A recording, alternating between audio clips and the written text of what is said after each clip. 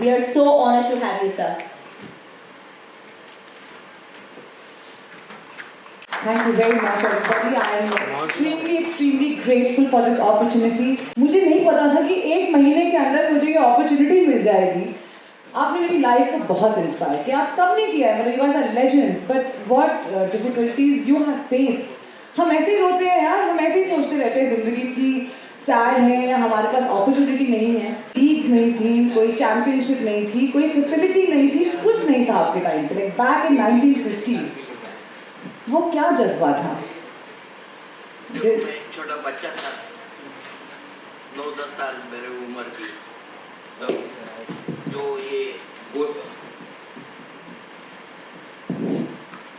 तो ये मेडल्स के लेकर तो खाशाबाद यादव जो स्पोर्ट्स का सबसे पहला रेसलर जिसने खाशाबाद यादव ने ओलंपिक से मेडल लेकर मेरे गांव से नज़दीक 20 किलोमीटर वो उनकी रिले निकाली थी कि भारत में पहले टाइम जो मेडल लाया उसकी, तो वो देखने के लिए मेरा भाई मुझे गांव से लेकर 20 किलोमीटर था वो लेने के लिए देखने के लिए.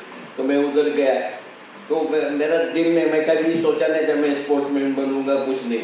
उधर गया तो देखा तो उसको कंधे पर लेकर जोर जोर से पब्लिक चिल्ला रही थी.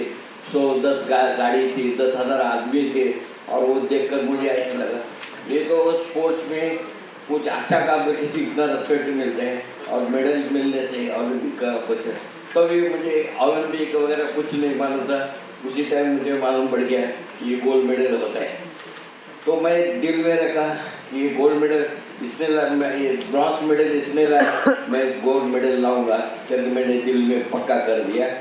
और ये मोटिवेशन जो दिल में एक ख्वाहिश और दिल हिम्मत रखकर बोला था, तो उसी टाइम मैंने सोच लिया कि मैं भी एक गोल्ड मेडल लेकर आऊँगा.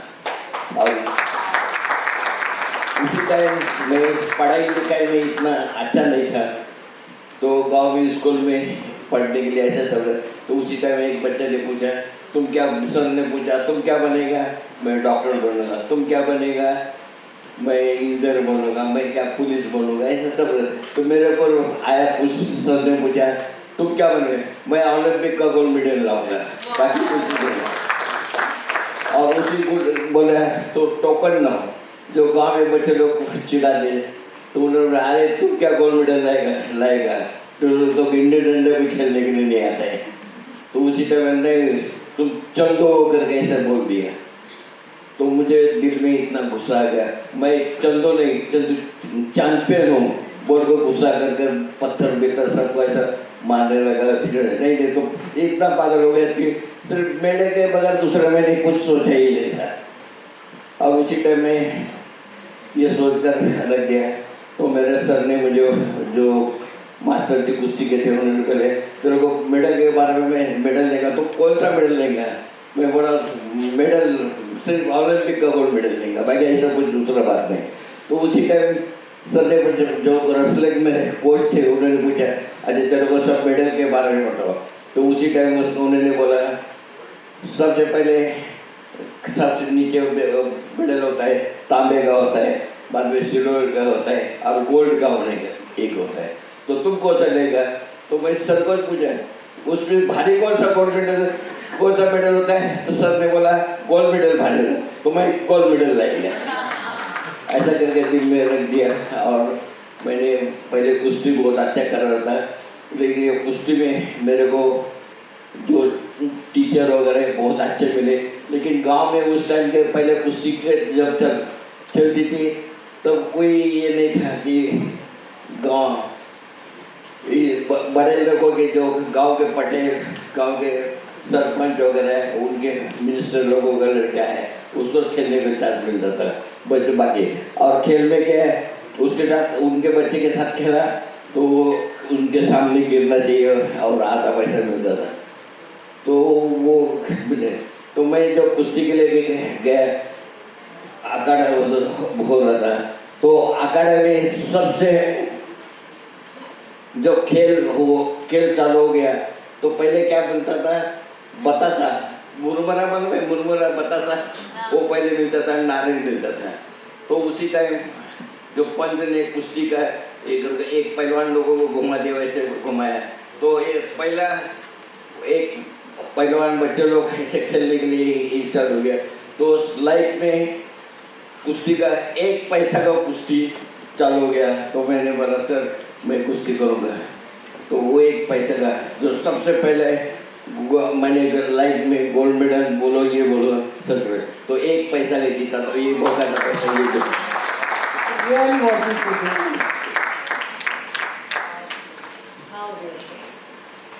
मैं सेम बात भाईचुंग से भी पूछना चाहती हूँ। आप एक बहुत ही छोटे से गांव के हैं सिक्किम में, वहाँ आपने कैसे सोचा? मतलब वहाँ कोई एकेडमी नहीं होगी, कुछ नहीं होगा, फुटबॉल कैसे आया दिमाग में? क्रिकेट नहीं था? सर का स्टोरी सुन के I think should everybody should realise कि you know I think a young badminton player was talking about not wanting to play motivation. I think listen to Sir's story. I think you don't need more than that. If you have to push for motivation, then the passion is not there. So I think passion has to come in. You need to fall in love with the sport you play, and that's what I think. मेरा भी बचपन में जब सिक्किम में start किया, it wasn't anything to do with wanting to play India or professional खेलना, career banana. It was pure love and passion. And I want to go deep here. आपको नहीं उस समय तो कुछ सोचा ही नहीं होगा ना आपने कि मुझे ऐसी कोई अपॉर्चुनिटीज मिलेगी, मैं 17 में ये खेलूंगा या 19 में यहाँ जाऊंगा? See, I think अभी का जनरेशन जो भी बच्चे, because I've got football academy now, और काफी बच्चे लोग के साथ बात करता हूँ तो वो लोग एक प्रोफेशनल मेसी रोनाल्डो बनना है। I think जब वो सोचने लग जाता है तो I think करियर और इंटरेस्ट उधर में हार जाता है। I think playing the ground में आप आ रहा है खेलने के लिए, it's because I love this sport and I want to play. मैं इसको इतना प्यार करता हूँ कि मैं ग्राउंड से निकलना नहीं चाहता हूँ, खेलना चाहता हूँ। अगर आप ग्राउंड में आ रहा है मेसी और रोनाल्डो बनने के लिए, sir I think you lost the battle half way. I think it's also important parents को भी, कोचेस को भी, to educate players to come and enjoy the sport, because I think in India problem एक भी है कि lot of sports बच्चे लोग को because of the coaches and parents का भी चलते lot of kids try to die out to play, lose out playing sports because I think there's so much of push from coaches, training methods wrong here, the kids not enjoying the sport they want to play. I think you're pushing it too much, your trainings are wrong, methods wrong. So you really think the sport and जो enjoy करना था बच्चा को, उसी में आप लोग expectation, pressure, the training method wrong होती, you lose out a lot of talent in that way. Okay, let's go to Heena. So Heena, from dental surgeon to a winner in Commonwealth Games to the first woman pistol shooter to secure the first position in world ranking. You started at what age? I started at the age of 17, and like Bhaichung said, it was the environment that shaped my decision. My family has been very passionate about guns and shooting. So your uncle had a gun shop. Yes. So I grew up around guns, but I never thought that I would pick this up as a sport. I actually didn't know that shooting was a sport. I started shooting after I saw some other athletes from our city coming to us and telling us, ye gun kharab ho gayi. That's when I came to know that there is something called as shooting. And my father was a member in NRAI, so they would send at that time NRAI used to send those yearly newsletters or monthly newsletters. So I would study all the time. So I started shooting as a hobby. I was getting ready for my medical entrance exam. So 10 hours of studying, 12 hours of studying, just sitting in your room and studying the whole day. So after I was done with my school, my tuitions, so I would start shooting at night, around 8 o'clock, 9 o'clock. And you were doing medical studies side by side. Yeah. रोक नहीं सकता अगर हम करना चाहें। रात के 11, साढ़े 11 बजे तक टंग की आवाज आती रहती थी. But the good thing was our neighbors were very nice. They were like कि बच्ची सीख रही है, कोई बात नहीं, सीखने दो, हमको कोई बात नहीं है, हम थोड़ा लेट सो जाएंगे, लेट उठ जाएंगे. So people support. The same neighbors, my brother used to play cricket. He used to break their windows. They were okay with that also. कोई बात नहीं, बच्चे खेल रहे हैं. बहुत ही अच्छे neighbors थे आप. Yeah. So it is the environment that shapes you. But at the same time, it was my decision. I wanted to start this. I started it as a hobby, and it taught me so much. I was this shy, timid girl, very introvert.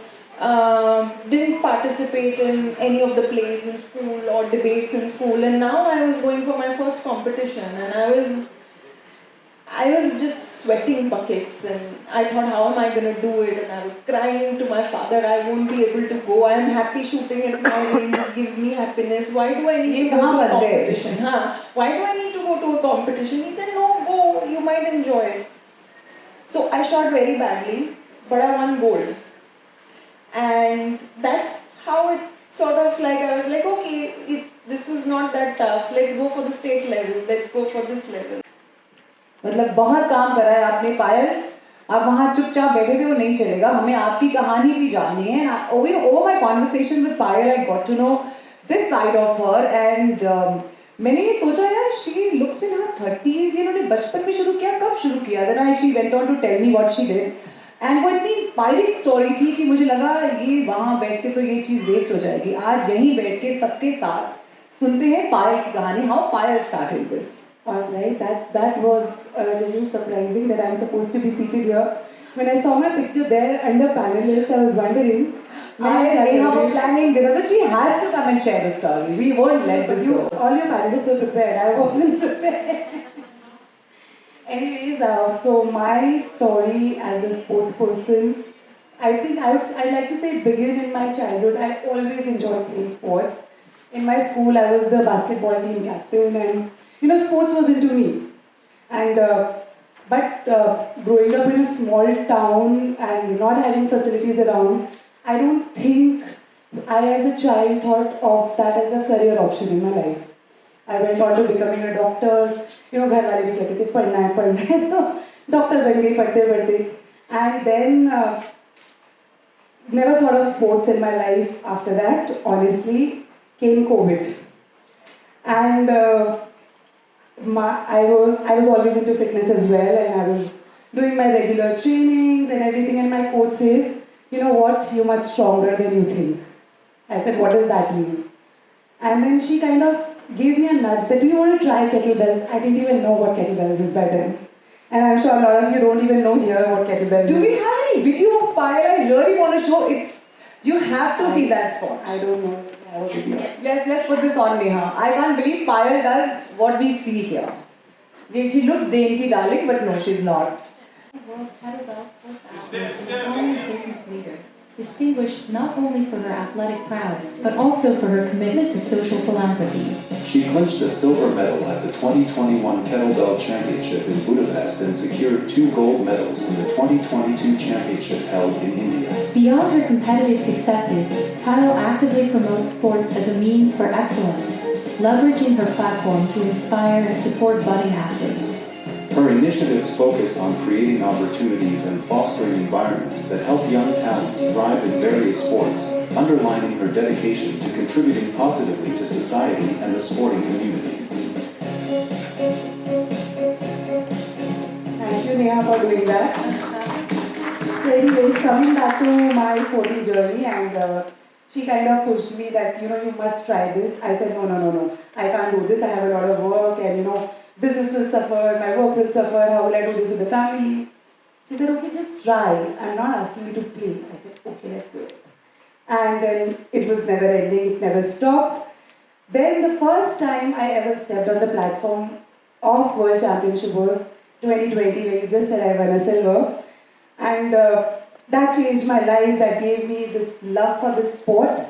And honestly, whatever I am today, lot of mental agility that comes, it really comes from this character. Right? जहाँ पर अपना देश में जहाँ coach अच्छे हैं वह student नहीं है, जहाँ स्टूडेंट अच्छे हैं वह कोच नहीं है. और दूसरा बात, अपना देश में क्या हो रहा है कि अपने बच्चे लोगों के लिए कंपलसरी जो करते हैं, तुम डॉक्टर बनो, तुम इंजीनियर बनो, तुम पुलिस इंस्पेक्टर बनो, ये जो जबरदस्ती करते हैं वो बच्चे लोगों को नहीं करना चाहिए. क्योंकि जो बच्चा छोटा 15 साल का उम्र होता है तो उसके बॉडी में मसल्स कंट्रोल आ जाते हैं. तो वो मसल कंट्रोल आने के बाद वो बच्चा को खुद वो बोलता है मैं अभी समझने वाला, मैं फुटबॉल खेलता हूँ, मैडम वाला मैं ये करता हूँ, मैडम नहीं. लेकिन वैसा बच्चे लोगों को खुद को पेरेंट्स ने जबरदस्ती नहीं करना चाहिए, क्योंकि जबरदस्ती करने से उसका खेल अगर बोल रहे मैं डांसिंग करूँगा तो उसको डांस करने नहीं देते, ये आई वो कर वो बच्चे। और बच्चों को जब कंट्रोल करना है 16 साल 15 साल के बाद में जो बच्चा होगा वो कंट्रोल करते थे। और अभी मैडम ने मेरे लिए क्वेश्चन पूछा था कि भाग के क्यों जाते थे, क्योंकि मेरे को दूसरा दिमाग में ऐसा पूछ के बहुत आदमी को मैं ये करूँगा वो करूँगा ऐसा दिमाग में, तो मेरा सिर्फ मेडल का एक दिमाग में बैठ गया था। तो मैं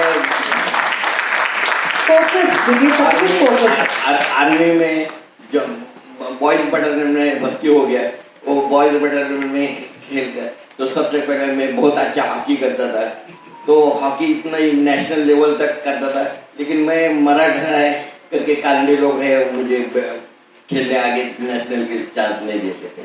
तो मैं एक दिन ड्रॉ कर रहा तो मेरा सिलेक्शन होगा करके एक हॉकी के कॉर्नर में रो कर बैठा था कि मेरा सिलेक्शन हो जाएगा सर, लेकिन बाय दफा मेरा सिलेक्शन नहीं हुआ और मैं उधर रोने लगा, रो कर बैठा था। इतने में मेरे इंस्ट्रक्टर आ गया, उन्होंने बोला अरे पेटकर के बच्चे काय को रोते हैं, सर मेरा सिलेक्शन नहीं हुआ। अरे तू क्या लड़की है, जवान की तरह बात कर, सर मेरा सिलेक्शन नहीं हुआ। कोई बात नहीं, सिलेक्शन नहीं हुआ कोई बात नहीं, ये सामने क्या चल रहा है, बॉक्सिंग चल रहा है, ठीक है तुम कल से बॉक्सिंग खेल करो, ये वो इंडिविजुअल खेल है, इसमें दांत तोड़ के लो नहीं तो दांत तोड़ के लो। तो बोला ठीक है, और उसी टाइम मैंने बॉक्सिंग खेलना चालू कर दिया और हॉकी बंद कर दिया। हॉकी बॉक्सिंग में मैं इंटरनेशनल तक जो सर्विस स्ट्रीम जो आर्मी की होती है उसमें मैं आर्मी एयरफोर्स नेवी सबकी वो टीम में मैं सिलेक्शन हो गया। और मुझे को जो बेंगलोर मद्रास उधर मेरे को छोटू टाइगर बॉक्सिंग करके बोलते थे। आप लोगों के इसमें तुम्हें बॉक्सर अभी इधर कोई नहीं, पदम बहादुर मोली सरकार गंगुली ऐसे चुने मेरे साथ के बॉक्सर थे। तो मैं 1964 में टोक्यो के लिए सर्विस टीम के लिए सिलेक्शन हो गया और मैं खेलने के लिए गया था।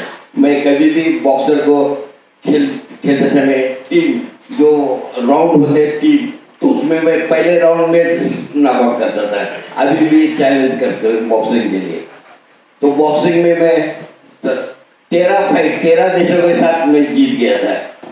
अपने चंदू चैंपियन जिसने देखा उनको मालूम है जो सब पुराने बातें थे। तो मेरे को उसी टाइम घमंड आ गया, अरे मेरे बहुत ताकत है, मैं भैंस को भी मारने से पीछे हटा तो दीवार तोड़ सकता हूँ, मार इतना ताकत हो गया, तो घमंड हो गया था। तो 13 देशों को मैंने नॉकआउट करके जीत गया। और 14वें टाइम पर जो फाइनल थी तो उस टाइम मेरा उगांडा जो काले एकदम आपको फाइनल में चंदू चैंपियन है, तो वो बॉक्सर जैसा है, तो सबके साथ बॉक्सिंग करते करते उसने मुझे सबको नॉकआउट करता था। जो मेरा एक अपर कट में मारता हूँ वो सबको जमता नहीं हो, तो अपर कट तो उसने मुझे अपर कट मारा, मैं तो एक दिन पूरा बेहोश नहीं था। तो आदमी ने कभी घमंड नहीं करना चाहिए, ऐसे करके मैं ये बॉक्सिंग खेली। घमंड नहीं करना चाहिए। मुझे पायल से पूछना है, पायल, I want to know from you. You have a child now and I was seeing I have two children. Two children. आप एजुकेशन से रिलेटेड है कि आप उन्हें क्या सिखाते हैं? एजुकेशन ज़्यादा करें या स्पोर्ट्स ज़्यादा करें, क्या वो कर रहे हैं? I have actually left them to themselves, whatever they want to do, but I'd like to agree with Heena and Bhaichung कि education system में actually में there is no there is no push to sports. There is education first and whatever time you're left with, then you get it for sports. And both my boys want to become footballers. They met Bhaichung earlier and somehow Bhaichung motivated them with their story. And that's when my elder one started asking me, Mama, school में क्या पढ़ाती है? मुझे क्या करना है पढ़ के? मुझे तो फुटबॉलर बनना है ना, for that I don't need to study. So I really don't push my children to study. Whatever they enjoy doing, whatever they're good at, they're allowed to do. I think that's the right way also. As a mother, I think we'll all agree that we should let our children be वो बढ़ रहे हैं, उनकी अपनी एक सोच है, वो जो करना चाहें आई थिंक उनको करने देना चाहिए. It will be better. I just want to add that please don't get it wrong that I'm not promoting education. I think it is very clear. For education. No, I think you should still make sure that he studies. But I'm just saying our education system is not right. In fact, I'll tell you a story about my daughters. My two daughters were in boarding school in Sikkim, and they started doing gymnastics. And Sikkim had no gymnastic facilities at all. And then we brought them to Gurgaon. That now we went to the Pathways Arabli, and they have good gymnastic facilities. And they said, I want to study here because they have gymnastics. And now they are there in boarding. My son was in my football academy in Sikkim, and then he wanted to come, and now he's also joined there. Even schools, again, Pathways Arablis, I think is a great sporting, they have great facilities. Today, even with schools, elite schools like Arabli Pathways, my daughter tomorrow, I'm taking her to a swimming championship in Sikkim. She's now left gymnastics and become a swimmer. So she's going for a swimming competition. Tomorrow I'm flying her to Sikkim for a competition. Now, again, school needs 85% of attendance. Now, when you're going for a state championship, and obviously when they went in boarding 2 years ago, in boarding, your sporting life finishes because you're only competing within school inter-house. You're not competing in higher level. That's why we brought them out now to get these scholars who take on hands and stay. So, when you take them for a national championship where they're going to compete, now you demand 85% of attendance, then it becomes very, very difficult. And for a child, if my elder daughter was a swimmer, she's trying to compete and trying to reach that standard of India, you need to compete at least minimum 10, 12 national level championship and then maybe qualify and become an Indian national swimmer. But then attendance is going to be a lot of a problem. So, those are the challenges which is there. But a lot of other schools, I feel sorry for a lot of government schools, they don't have that kind of facilities. And even for schools in government, I think the pressure for studies, pressure of getting 90%, 95%, getting IAS, going to NET, coaching classes, getting IAS, IPS, that becomes too much. So I think that's where there are a lot of talented sports persons in India in different sports, and we need to make sure those talents are given that opportunity to compete and get their dreams fulfilled, and which our system does not support. That's the biggest issue. In fact, just to add to that, Harpreet, I missed mentioning that my eldest son, in fact, is playing the World Championship with me this year. So we're both going to participate in October. Wow. You both train together? We both play into different categories, but we both play together. Wow. Haider, I want to ask you, what is the right age? A lot of mothers, I'm sure, are wanting to know. 4, 5, 7. When did you start? I think there's no right age for any kids to start. I think you need to encourage kids to play sports, and you don't need to force them to play particular sports. I think you need kids to make sure that they play all the sports. So 7 days a week, I think we do 2 days football, 2 days hockey, basketball, even cricket, or individual sport as well. And that's where I think the child gets an opportunity to experiment all the sports, and that's one sport which automatically the child itself starts falling in love to start playing. I think that's where you need to give that opportunity. He wants to go to the ground or go and play badminton every day. That's where you feel that there's that passion and interest, and then you start supporting it. I like that when you said 2 days for all. Why not? Actually, let's expose them to all of this. A lot of parents, because cricket is so big, everybody is trying to force their kids to play into cricket. That's again wrong because you've got fame and money. But a lot of times you're just pushing it, the child might not be interested. But good thing is, because now I do football academies across India, a good sign is a lot of under 14 to 15-year-old boys are taking football rather than cricket. And it's so good to see that, even my son, I wanted him to push into cricket, and I said, why don't you try, because Northeast might have won first, Indian player to play for India in cricket, but his friends and he is like, how can somebody play this sport? I am not interested at all. So it's good to see that a lot of kids under 15 are taking up football, not just pushing only where there's money and food. So it's a good sign. Thank you. ये जो sir ने अभी बताया, मैं academy खोला है, तो मेरा भी गवर्नमेंट से ये रिक्वेस्ट है, एकेडमी है बड़े बड़े सिटी में बना रहे हैं, अपने विलेजेस में नहीं है, क्योंकि अच्छे प्लेयर गाँव में दिया तो जो एक ऊपर के लिए तार के ऊपर एक लड़की डांस के थे कितने इंडिया के थे जिम्नास्टिक के लिए भाई। तो गवर्नमेंट ऑफ इंडिया ने जो एकेडमी बना रहे हैं वो रूरल एरिया में बनाने से बहुत अच्छा रहेगा। ये मेरा पढ़े लिखे ने एकेडमी खोला है और वो भी गांव में खोला है, इसके लिए मैं इनका बहुत धन्यवाद करता हूँ। सर मुझे आपसे ही पूछना है, जैसे भाईचुंग ने बोला कि हर स्पॉट पे आप 2-2 दिन दें, एटलीस्ट हर स्पॉट को ट्राई करें। आपके टाइम तो ये ऑप्शन नहीं थी कि आप ट्राई कर सकें, आपने स्पॉट्स चेंज करे और सब में माहिरता हासिल की। आपको आई फेल टू अंडरस्टैंड कि आपने कैसे सोचा कि अभी मैं ये कर रहा हूँ, अच्छा इसमें नहीं हो रहा कुछ, चलो मैं ये कर लेता हूँ, मैं उसमें भी बेस्ट बन जाऊँगा। फिर जो एडवर्सिटी आई आपने उसको भी बेस्ट कर लिया। What was the experience like? What did you think? वो क्या mindset होता है? देखो मेरा इस स्टोरी में मैं थोड़ा बताता हूँ। जो मैंने बॉक्सिंग उधर जो हार गया उसी टाइम का एक छोटा सा किस्सा बताता हूँ। बॉक्सिंग के गेट टू मतलब सब खेल हो गया, अभी ये जो ये सौदा का पार्टी हो गया तो एक छोटा पार्टी होता है, तो सब इंटरनेशनल बॉक्सर के जब पार्टी चल रही थी तो मेरे को घमंड का बात जो बोला था ना तो वो था, तो सब आदमी लोग को खाने के लिए उधर बैठे थे, तो एक 14 प्लेट तोड़े थे। तो मैं भी इंटरनेशनल चैंपियन होकर के मैंने भी अपना खाने के लिए मुझे मालूम नहीं था, मैं प्लेट उठाया और उनके सामने जाकर बैठ गया।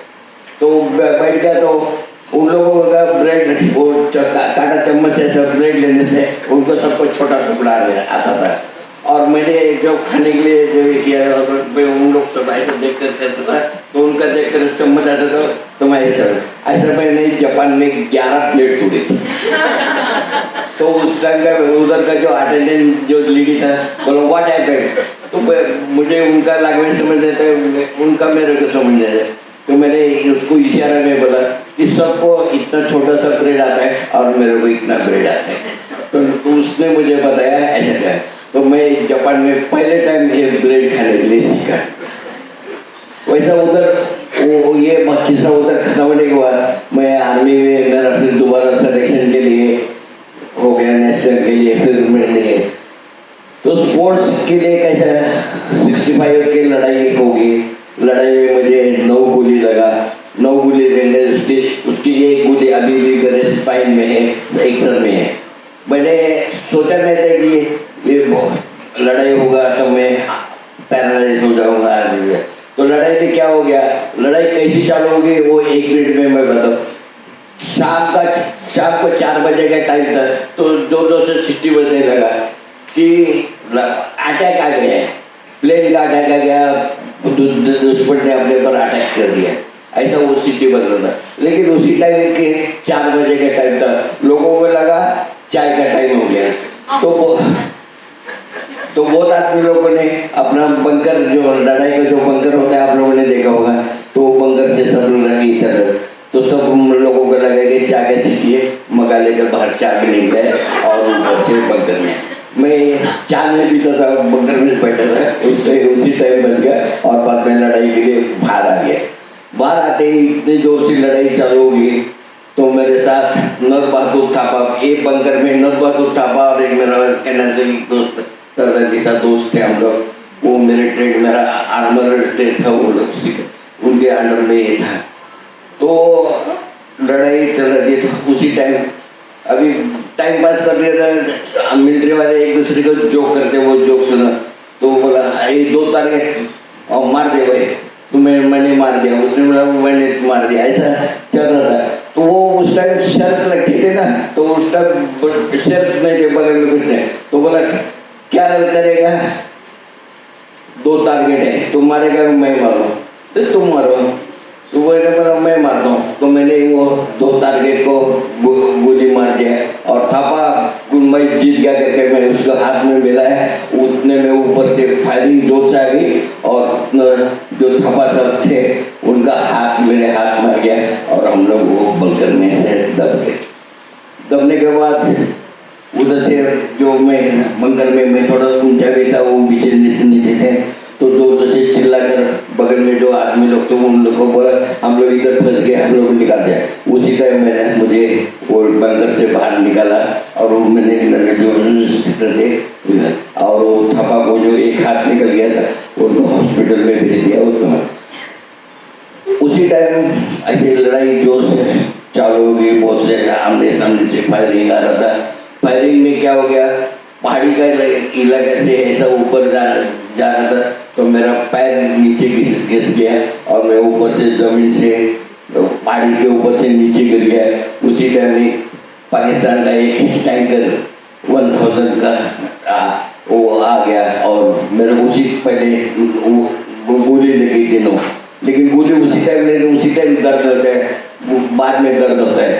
वैसा मैं उधर से टैंकर आ गया तो पाकिस्तान वाले जितने सैनिक है जो पड़े उनके ऊपर बुलडोजर घुमा दो, ये करके चल रहा था टैंकर को घुमा दो। तो वो टैंकर आया मेरे स्पाइन के ऊपर से ऐसा बैठ गया, क्योंकि मेरा जितना ताकत था उससे ताकत मेरा नहीं रह गया और मेरे ऊपर से वो टैंकर निकल गया और उसी टाइम में बेहोश हो गया। तो 2 साल मुझे मालूम नहीं था। 2 साल के बाद 2 साल के काम में तो हॉस्पिटल में एक मेडिकल जनरल साहब वगैरह सब ऑफिसर लोग हॉस्पिटल में राउंड मारने के लिए पेशेंट को चेक करने के लिए आ रहे थे। तो उसी टाइम क्या हो गया, एक आपने चतुर्चागन में देखा हो, फिर भी बताता हूँ। वो बेड मेरा ठीक कर रहा था नर्सिंग असिस्टेंट, तो उसने बेड का चादर जोर से हिला दिया और चादर हिलाने से वो चादर का बैलेंस और मेरा बैलेंस हो गया और मैं नीचे ज़मीन पर गिर गया। मेरे जब नीचे ज़मीन पर गिर गया तो फिर दोबारा ये सर पर और टक्कर लग गया। तो उसी टाइम मुझे 2 साल के बाद मुझे होश आया तो देखा तो क्या मैं नीचे गिर, मैं कहाँ हूँ। तो मुझे पहले के याद है मेरे टैंकर पीठ के ऊपर से जा रहा था और दूसरे तरफ इधर से देख रहा तो आर्मी के जनरल 4-5 आदमी हैं। तो उसी टाइम मेरे दिल में क्या था, अरे मेरे को तो पाकिस्तान में कह दिया और मुझे ये जनरल में सब पाकिस्तान रखना है। तो आर्मी का सवाल क्या है, एक को मारो फिर मरो। वैसा भी चलो आ रहा है एक पाकिस्तान का ऑफिसर, इसको अपन खुद दबा कर मार देंगे दिल में सोचा। वो जनरल साहब नजदीक आए, उन्होंने प्यार से अपना जवान बोलकर जवान कैसा है, तो मैं और नजदीक आने दिया।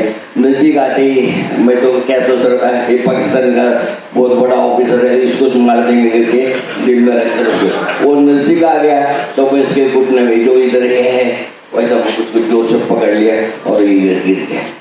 तो जब गिरा दिया तो उनके जो साथ में जो जनरल साहब के साथ बॉडीगार्ड वगैरह जो डॉक्टर के साथ कैसे इंस्पेक्टर है, उन्होंने बोला छोड़ो छोड़ो करके सबने मुझे इतना मारा कि बस पूछो मत। मैं छोड़ने के लिए मैं कहाँ हूँ, मैं उनको पूछा मैं कहाँ हूँ। तो उन्होंने बोला अरे तुम इंडिया में है, भारत में है। तो बोला नहीं, मुझे आप भारत में है तो आपका कुछ तो प्रूफ बताओ, आई कार्ड बताओ। तो आई कार्ड बताने से बोले थे किसी के पास आई कार्ड नहीं था। तो मैं और जो आई कार्ड नहीं है बोलने से मैं और जोर से दबाता था, उनको ज़्यादा तकलीफ होता था, वो जोर से चिल्लाते। फिर वो लोग बाकी सब क्योंकि कोई नजदीक आने के लिए डरता था कि और कोई ये पकड़ेगा। तो उसी टाइम एक नर्स मेरा जो भी थी वैसे नर्स रहते इंडियन आर्मी की सिस्टर, तो इंडियन आर्मी के सिस्टर को सिस्टर मैं आप थोड़ा इधर आना।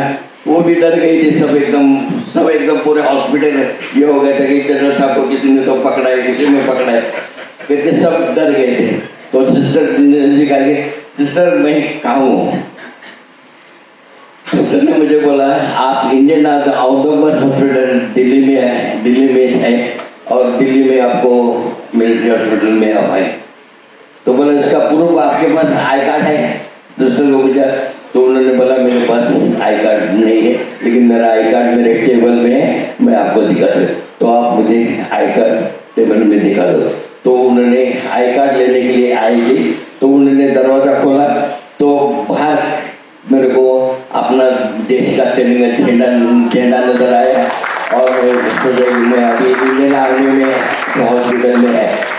तो मुझे लगा कि मैं अभी ये जनरल साहब को, ये अपने इंडियन आर्मी के जो ऑफिसर है, ऐसा दिल में ये होकर मैं तो साहब मैं अभी आपको छोड़ रहा हूँ और मेरे गलती से मैं आपको पाकिस्तान का समझ कर ये किया तो उनको मैं छोड़ दिया और उन लोगों ने सब मुझे मारना शुरू कर दिया।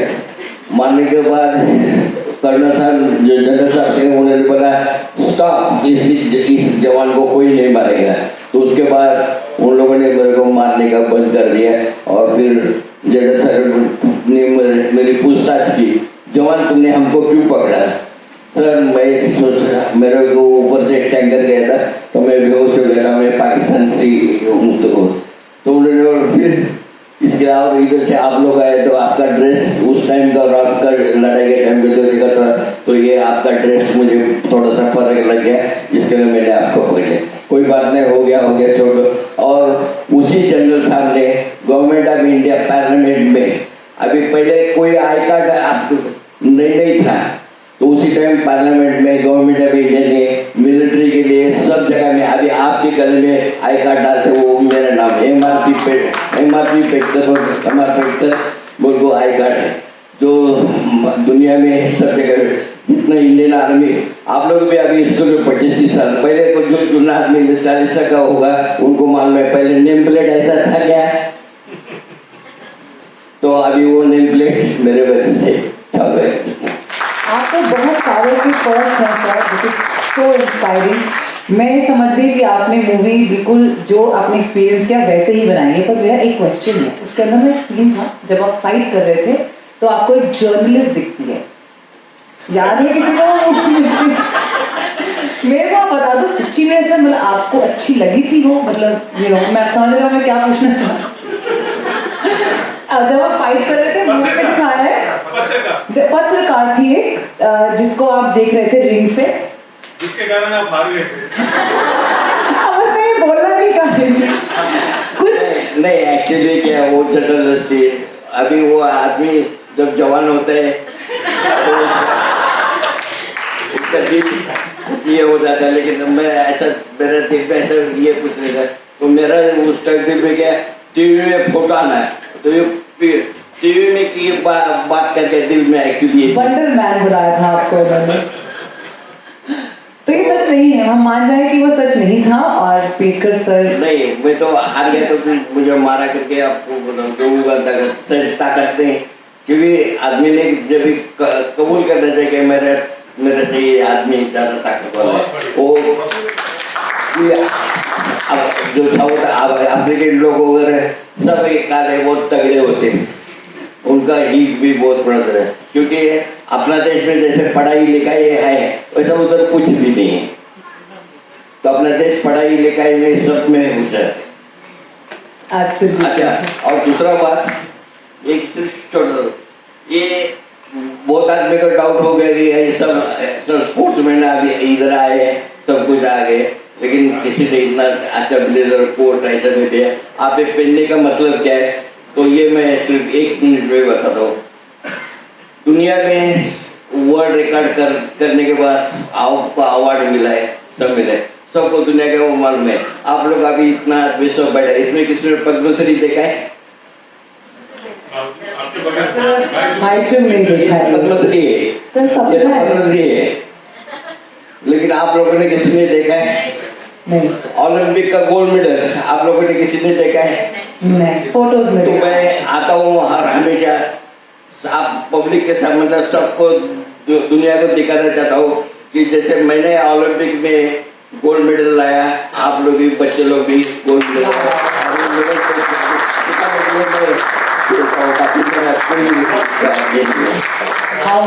शो के लिए नहीं थे। और अभी बाद में इनका नंबर आ गया था, कोई क्वेश्चन है तो आप जरूर पूछना कितना भी। तो ये तो बहुत ही इंस्पायरिंग बातें हैं, पर मेरा ना एक सवाल और है, इस आप सबसे है वो सवाल। आप लोगों ने तो खैर शुरू ही स्टेज पे किया कि जब लोग रिटायर कर रहे होते हैं, बट हाउएवर एक क्वेश्चन है जो सब माओ को आई एम श्योर आता होगा, lot of mothers feel this, कि what is life after retirement for a sports person? What happens? Maybe in an actor you become a lead, आप लीड से भाई बन जाते हो, आप मामा के रोल में आ जाओगे, कोई चाचा कोई रोल मिल जाएगा आपको। What happens to a sports person? What is life like? I'll start with you.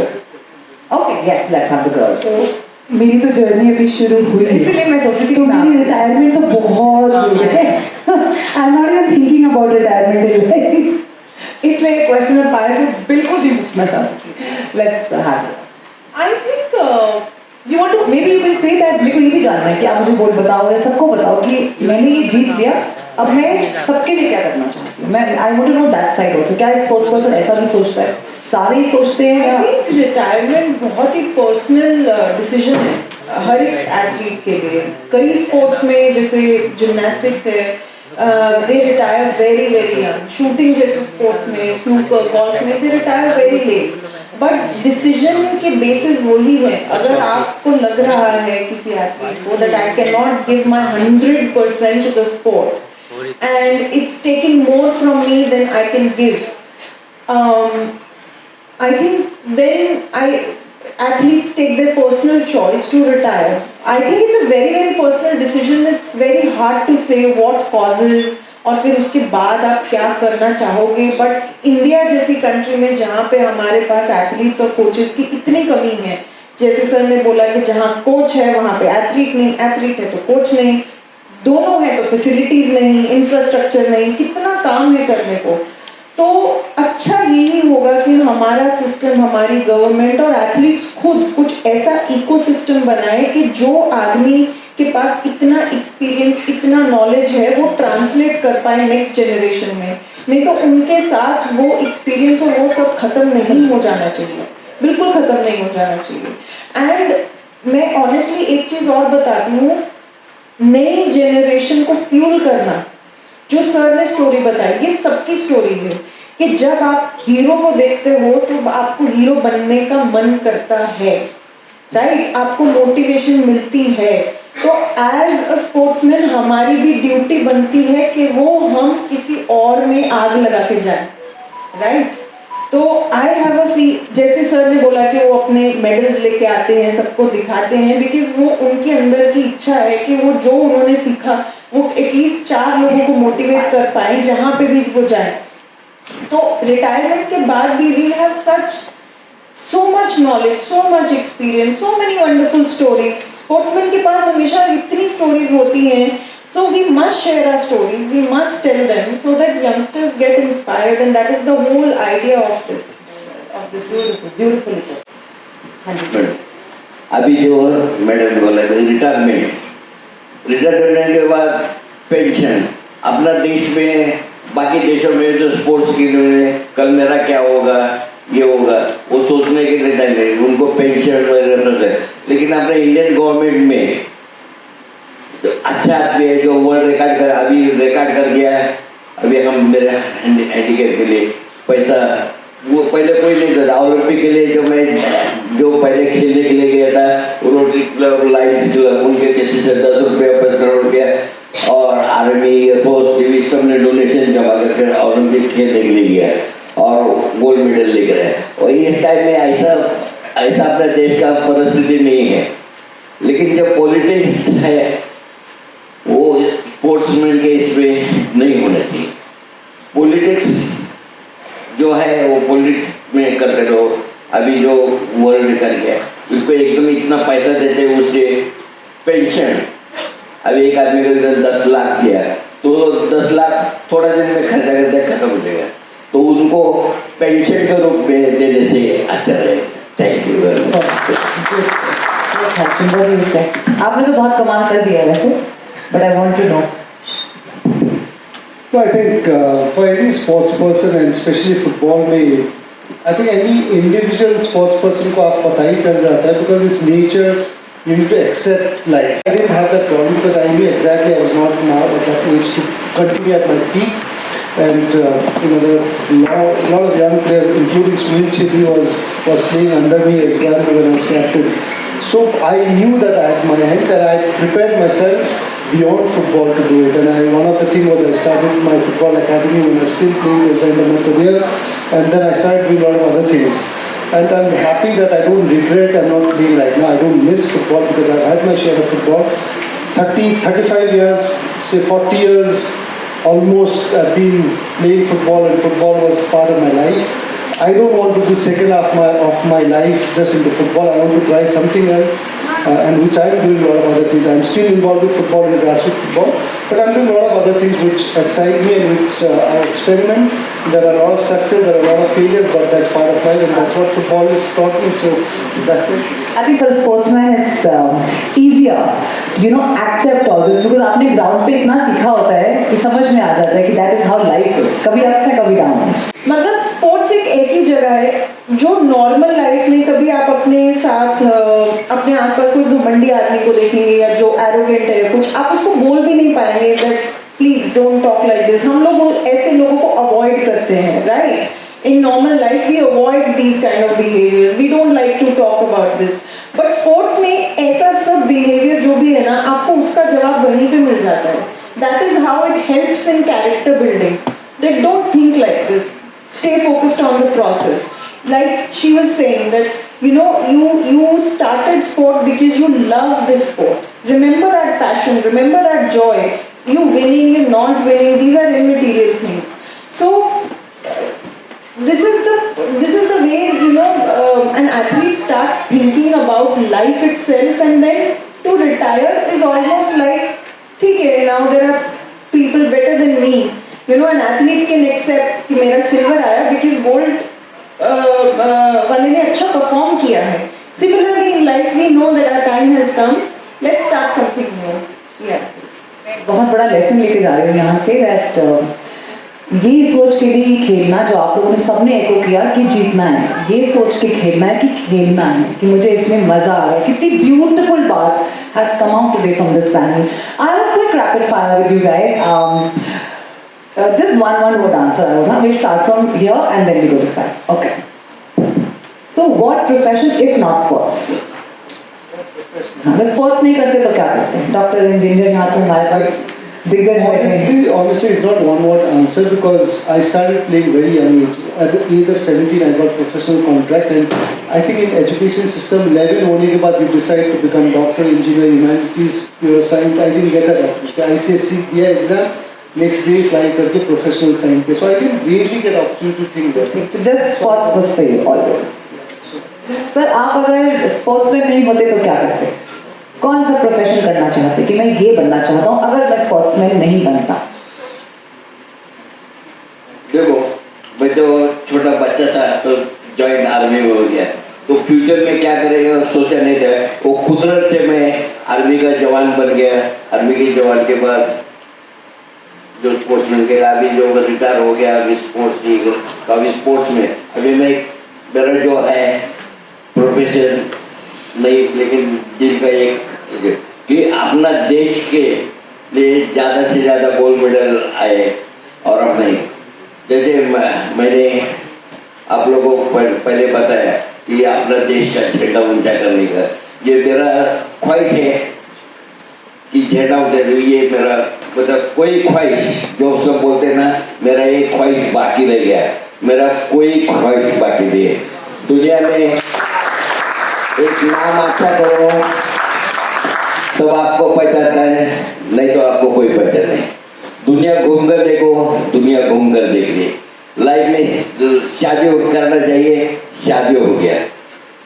दुनिया घूमना चाहिए, पूरी दुनिया में नहीं घूमनी, कोई ख्वाहिश बाकी नहीं. अभी आप लोगों को कोई क्वेश्चन है तो ये प्राइज पूछ लीजिए.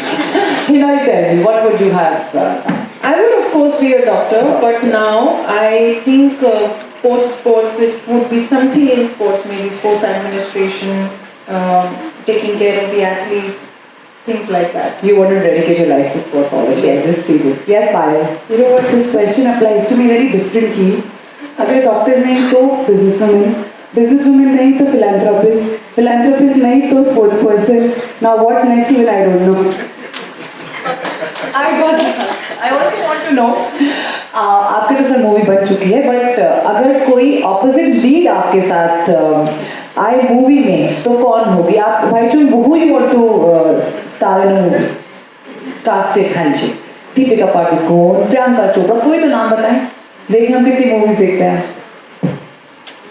I've always been, from my childhood, I've always been a fan of gangster movies. So in gangster movies there are no female actors. Seriously, the Goodfellas, so lot of it. So I've always been a gangster movie fan. So no females. Sir आपके साथ कौन सी actress आप चाहते कि मैं इनके साथ movie करूं? देखो मैंने एक्टर वगैरह बनने का सोचा नहीं, लेकिन जो मेरी जो फिल्म बनी है वो कार्तिक, जिसको स्विमिंग नहीं आता था, उसको कोई ट्रेनर बॉक्सिंग के लिए हमारे नहीं मालूम था, उन्होंने इतना चाहा, और जो कबीर खान साहब ने जो मेरे स्टूडेंट, और ये फिल्म हैंडीकैप के वर्ल्ड में अभी तक इतने फिल्म सब बने, लेकिन जो हैंडीकैप के लिए अपना भारत देश ने पहली फिल्म है जो हैंडीकैप के बने, ये फिल्म को दुनिया में और ऑस्ट्रेलिया सभी देशों में ये पसंद कर दिया, और कबीर खान साहब का जो बेस्ट डायरेक्टर को उसको अवार्ड मिला है अभी, और कार्तिक आर्यन को भी मिला है। तो इन्होंने जो ये फिल्म बनाकर जो पूरे दुनिया में, पूरे कंट्री में अपना इंडिया का नाम ऊंचा करके ये किया, और ये फिल्म सिर्फ अच्छा आदमी के लिए भी नहीं, वो हैंडीकैप आदमी के लिए, जो उसके लिए भी वो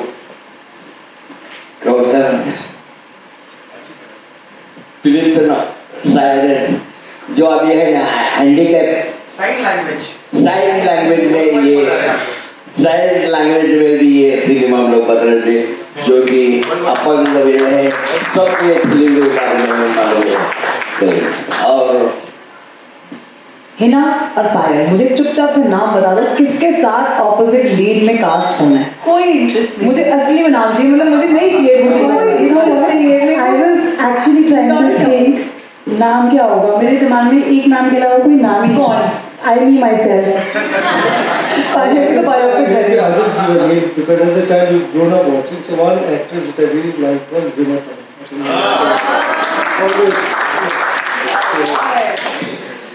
And one more last question. Your favorite cheat meal? सबका favorite cheat meal क्या है? जब मन करे बस यही खाना है। I don't think it's a cheat. I love my momos, so I eat and I make them as well. Yeah, momos are. And I don't call it a cheat. It's very unhealthy. Yeah, now I'm retired, so I don't mind saying it. Sir आपका favorite खाना बताएं मुझे, क्या खाना पसंद है? सबसे अच्छा पूरी खाने के लिए अच्छा लगता है, पूरी। Hina, I'm a big foodie. I eat everything. Like I enjoy different cuisines. I enjoy everything. So ये सच वाला आंसर है? सच वाला आंसर है। क्योंकि देख के ना हमें थोड़ा डाउट है। No. I enjoy food, but after a limit, like I stopped enjoying no matter what I'm eating. So that ways I'm a little gifted, so I know when to stop. But as long as I'm going, I can eat everything. Pie, what do you like? Indian street food. Oh, street food, that's the best here in India, I know. And Delhi one especially, I know. Exactly. This was amazing. I hope you guys enjoyed this conversation. I really enjoyed this happy chat. Over to Neha. Thank you so much, Harpreet. आएगा तू जब खुद को यूं मुश्किल में कहीं, रुकना ना तू, थमना ना तू, बढ़ता चल यूं ही, हर कदम संग रहेंगे तेरे, अपने दम से तू हिला दे ज़मीं को यूं, है तेरा ही ये जहां, दिखा दे सभी को तू, हर कदम संग